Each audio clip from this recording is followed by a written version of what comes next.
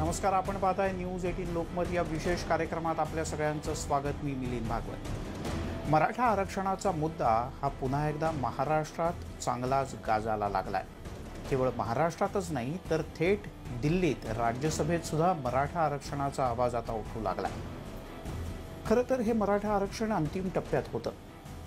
राज्य सरकारनं मंजुरी दिली, अध्यादेश काढला, पण सर्वोच्च न्यायालयाच्या सुनावणी दरम्यान या आरक्षणाला स्थगिती देण्यात आली आणि अचानक या सगळ्या आरक्षणात एक वेगळाच ट्विस्ट तयार झाला।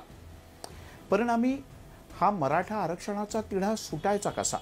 कारण आता धनगर आरक्षणाचा विषय सुरू झालाय, ओबीसी आरक्षणाचा विषय सुरू झालाय। आमच्यातलं आरक्षण वगळून तुम्हाला जे द्यायचं ते द्या अशी मागणी जोर धरू लागली। त्यामुळे हा सगळा तिढा सुटायचा कसा? कोणत्या मार्गाने हा तिढा सुटणार आणि यात खरंच काही कायदेशीर मार्ग आहे का? याच संदर्भातला आमचा आजचा हा विशेष कार्यक्रम।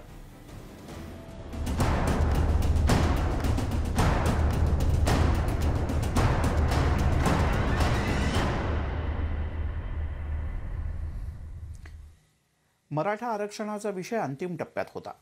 खरं तर सर्वोच्च न्यायालयात त्यावर शिक्कामोर्तब होणार होतं, पण ते होता होता अचानकपणे सर्वोच्च न्यायालयानं या आरक्षणाला स्थगिती दिली आणि आता या विरोधात संपूर्ण राज्यातून तीव्र आवाज उठायला लागलाय। पण त्याच वेळेला धनगर समाजाच्या आरक्षणाचा विषय निघालाय, त्यासाठी अध्यादेशाची मागणी होऊ लागली। तर ओबीसी समाजानं अशी स्पष्टपणे मागणी नोंदवली की आमच्या आरक्षणाला धक्का नाही लागता कामा, त्या व्यतिरिक्त तुम्हाला मराठा समाजाला जे आरक्षण द्यायचंय ते दिलं पाहिजे आणि ते न्याय्य असलं पाहिजे। पण मग खरं तर गेल्या 4 दशकांपासून सुरू असलेला हा मराठा आरक्षणाचा विषय इथून पुढे जाणार कसा? इथून पुढे या विषयाची दिशा काय असेल? आणि या सगळ्यामध्ये मराठा आरक्षणासाठी आग्रही असणारे सगळेच जण अधिकाधिक आक्रमक होताना दिसत आहेत आणि त्यामुळे महाराष्ट्रातलं राजकारणच नाही तर आता समाजकारण सुद्धा ढवळून निघायला लागणार असं दिसतंय।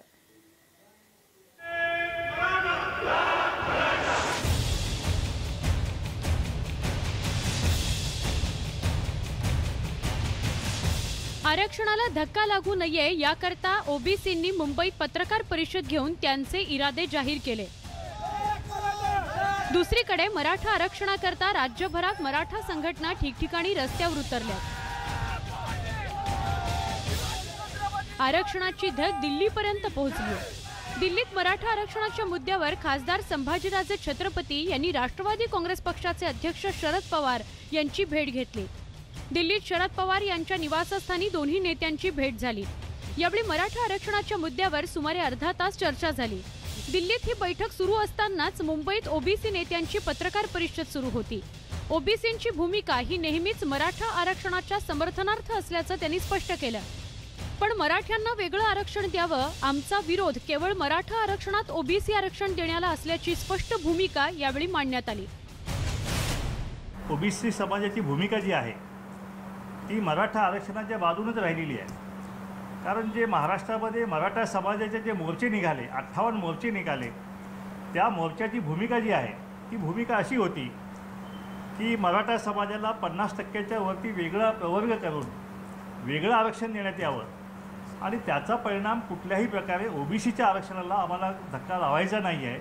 आमची मागणी आहे की आम्हाला वेगळं आरक्षण मिळावं आणि महाराष्ट्रातील तमाम ओबीसी असतील, भटके असतील, एसबीसी असतील, सर्वांनी मिळून मराठा आरक्षणाला पाठिंबाच त्या मोर्चांच्यामध्ये दिलेला आहे। मराठा आरक्षणानंतर धनगर, लिंगायत, मुस्लिम या समाजाकडून आरक्षणाची मागणी करण्यात आली। मराठा समाजाच्या आरक्षणासाठी ज्या प्रकारे अध्यादेश काढण्यात आला त्याच प्रकारे धनगर समाजाला आरक्षण देण्याकरता अध्यादेश काढण्याची मागणी प्रकाश शेंडगे यांनी केली। पवार साहेबांचे मी आभार मानेन। एक चांगला मार्ग त्यांनी या ठिकाणी सुचवलेला आहे। माझी विनंती राहील की पवार साहेबांनी जो मार्ग सुचवला आहे की अध्यादेश देऊन एखाद्या समाजाचं आरक्षण चालू करता येतं, तशा प्रकारचा अध्यादेश जो आहे तो अध्यादेश धनगर समाजासाठी सुद्धा हा अध्यादेश काढून धनगर समाजाचा आरक्षणाचा प्रश्न जो आहे तो सोडवावा, अशा प्रकारची मागणी सुद्धा महाराष्ट्रातील तमाम धनगर समाजाचे त्यांच्या वतीने आज या ठिकाणी करत आहेत। मराठा समाजानं आरक्षण मिळवण्याकरता 58 पेक्षा जास्त मूकमोर्चे काढलेत। या मूकमोर्चाचा आवाज सरकारपर्यंत पोहोचला। एका समाजानं संघटित होऊन शांततेनं आरक्षणाची मागणी करण्याची ही पहिलीच वेळ होती. मराठा समाजाच्या या भूमिकेचं सगळ्यांकडून स्वागत करण्यात आलं. त्यामुळे इतर समाजानंही मराठा समाजाला आरक्षण द्यायला विरोध केला नाही. मात्र आरक्षण देताना ते फक्त ओबीसींमधून दिलं जाऊ नये अशी त्यांची भूमिका होती. ओबीसींच्या आरक्षणातून मराठा समाजाला आरक्षण दिलं तर जातीय सलोखा बिघडण्याची भीती नेत्यांकडून व्यक्त केली जाते. Once you are backward always backward, go to backward quota म्हणल्यानंतर पुन्हा मराठा आरक्षण जे आहे ते ओबीसीमध्ये अतिक्रमण करावं लागेल आणि त्यानंतर ओबीसी आणि मराठ्याचा एक फार मोठा वाद या ठिकाणी निर्माण होऊ शकेल. एक सामाजिक संघर्ष हा महाराष्ट्रात उभा राहील. तो टाळायचा असेल तर त्याच्यावरती आत्ताच भूमिका नक्की करणं आवश्यक आहे. आरक्षण नसल्यानं सामाजिक, आर्थिक आणि शैक्षणिक प्रगती खुंटल्याची भावना मराठा समाजात निर्माण झाली आहे आणि याच भावनेतून शहर आणि खेड्यातला मराठा समाज रस्त्यावर उतरला. हा असंतोष वाढू नये यासाठी जोरदार प्रयत्न सुरू आहेत. शरद पवार आणि खासदार संभाजीराजे छत्रपती यांच्या चर्चेतही हाच मुद्दा होता. शरद पवारांनी 5 ते 6 फॉर्म्युले सुचवल्याचं खासदारांनी सांगितलं. मराठा समाजासाठी त्यांची आणि माझी आज चर्चा झाली.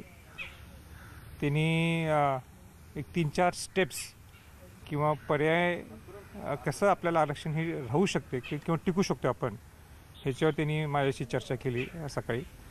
त्यांनी नामवंत वकिलांशी त्यांचं बोलणं झालेलं आहे. प्रथमदर्शनी मलासुद्धा त्यातले 1-2 मुद्दे पटलेले आहेत, असं नाकारता येत नाही. पण मी सुद्धा जरा त्याच्यावर अभ्यास करायला लागलो आहे. मराठा समाजाला आरक्षण मिळवायचं आहे तर ओबीसींना त्यांचं आरक्षण टिकवायचं आहे. दोन्ही समाजाची आरक्षणाला हरकत नाही, फक्त मराठा समाजाचं आरक्षण ओबीसीतून नसावं इतकाच त्यांचा मुद्दा आहे. मराठा आरक्षण आता घटनापीठाकडे वर्ग करण्यात आलेलं आहे. अशा परिस्थितीत राज्य सरकारला मराठा संघटनांसोबत चर्चा करण्यासोबतच घटनापीठातही न्यायालयीन लढाई लढावी लागणार आहे. त्यातच ओबीसींमध्येही विश्वास निर्माण करावा लागणार आहे. एकंदरीतच न्यायालयीन लढाईत जातीय सलोखाही टिकवून ठेवण्याची जबाबदारी आता समाजावरही असणार आहे. मुंबईहून सागर कुलकर्णीसह bureau report, news 18 Lokmat. Maratha